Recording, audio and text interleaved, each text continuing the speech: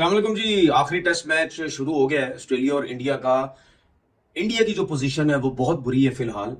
लेकिन पिच को देखते हुए कुछ पता नहीं है, क्या पता ऑस्ट्रेलिया की टीम भी जल्दी आउट हो जाए।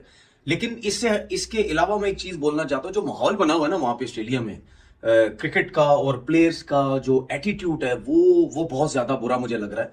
क्योंकि ग्राउंड के अंदर जिस तरीके से बिहेव हो रहा है, जो मतलब गर्मा गर्मी चल रही है, जो स्लेजिंग चल रही है, ये बहुत बुरी लग रही है। सारे जो क्रिकेटर्स हैं वो बड़े एक्सपीरियंस क्रिकेटर्स हैं, उसके बावजूद भी इतना बुरा एटीट्यूड नजर आ रहा है। और ये एटीट्यूड, ये चीजें शुरू कैसे हुई? ये शुरू हुई विराट कोहली की वजह से, जो कि कॉन्स्टास को उन्होंने जब कंधा मारा उसके बाद पूरी दुनिया में उनको बुरा भला बोला गया। उनके अपने लोगों ने कमेंट्री बॉक्स में बैठ के, टीवी पे बैठ के उन्होंने बोला कि ये जो तरीकेकार था ये बहुत गलत था। एक यंग बच्चे को, इतना सीनियर जिसका इतना नाम, उसने इस तरीके से कंधा मारा है, ये बहुत गलत बात है। उसके बाद फिर ऑस्ट्रेलियन मीडिया जो वैसी एक जो है वो किसी चीज के पीछे पड़ता है वो फिर पड़ जाता है, और बड़े सख्त किस्म की वो लैंग्वेज यूज उनकी मीडिया की तरफ से की जाती है। फिर विराट कोहली को क्या क्या कुछ बोला गया, रोहित शर्मा को क्या कुछ बोला गया। तो ये स्टार्ट जो है ये विराट कोहली की वजह से हुआ। फिर उसके बाद आप देखें ग्राउंड में ये चीजें चलती रही। आज भी कॉस्टाज के साथ बुमराह का थोड़ा तू तू मैं हो गई। फिर जब ख्वाजा आउट हुए आखिरी बॉल पे, फिर उसके बाद उस तरीके से उसके बाद जो बुमराह उनके पास गए, तो ये जो माहौल है ये बिल्कुल सही नहीं लग रहा। और ये आप एक चीज नोट करें, ये जो एटीट्यूड है, ये लड़ाई झगड़े करने का, ये ऑस्ट्रेलियंस की तरफ से आपको अभी तक नजर नहीं आया। ना स्टार्क ने अभी तक किसी इंडियन बैट्समैन के साथ कुछ किया, ना पैट कमिंस ने किया, ना बॉलैंड ने किया, ना स्मिथ ने किया। किसी ने भी किसी प्लेयर के साथ कुछ भी ऐसा एटीट्यूड नहीं किया जिस तरीके से इंडियंस जो है नजर आ रहे हैं।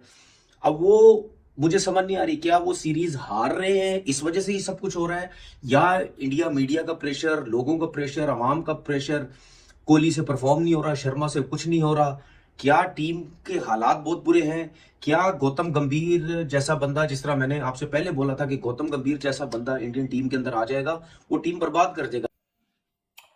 दोस्तों, राइवलरी एक अलग चीज होती है, लेकिन रिस्पेक्ट सीनियर्स की करना एक अलग चीज होती है।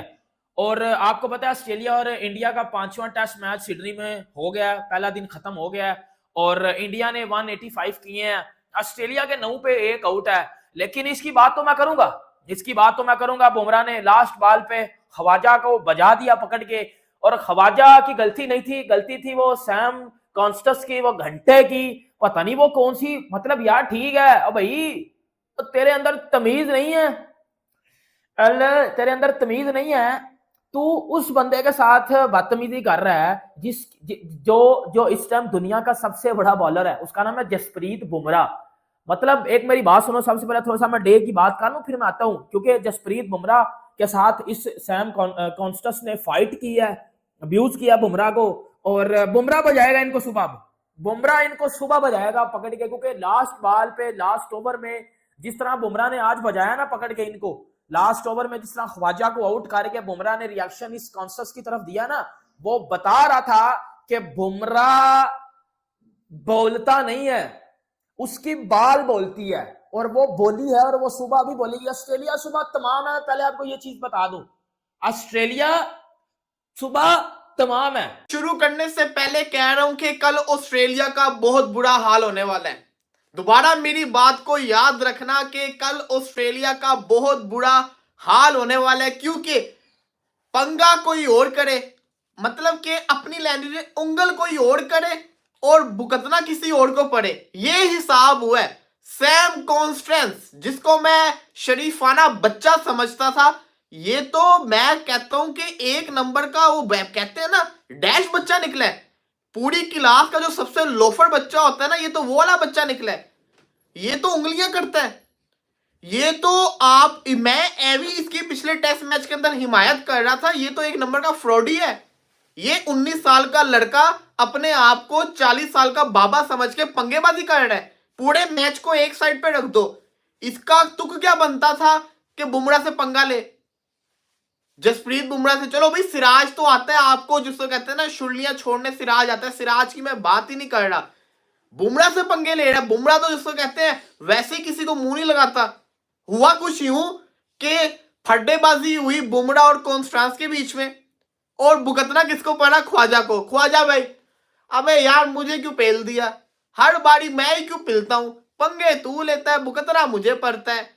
मैं तो शरीफ बच्चा हूं, मैं तो किसी को कुछ बोलता भी नहीं हूं, मैंने तो आज तक किसी को कोई बुरा लफ्ज नहीं बोला। ख्वाजा तुम लोग पंगे लेते हो, पढ़ मुझे जाता है, और वही उसके साथ हुआ। और बेचारा शरीफ बच्चे को तुम लोगों ने आउट कर दिया, ख्वाजा को। ख्वाजा ने कुछ किया भी नहीं, सारा का सारा स्यापा उसके ऊपर पड़ गया। लेकिन आप ये देखिए, ख्वाजा को 6ठी दफा आउट किया बुमराह ने सीरीज के अंदर। ख्वाजा को आउट करके उसने ख्वाजा की तरफ नहीं देखा, वो गया वो 19 साल के फ्रॉडिये के पास। हाँ बे बोल, बुमराह को बड़े सालों के बाद मैंने ऐसे गुस्से और एग्रेशन के अंदर देखा है कि बुमराह किसी बच्चे पे गुस्सा हुआ हो।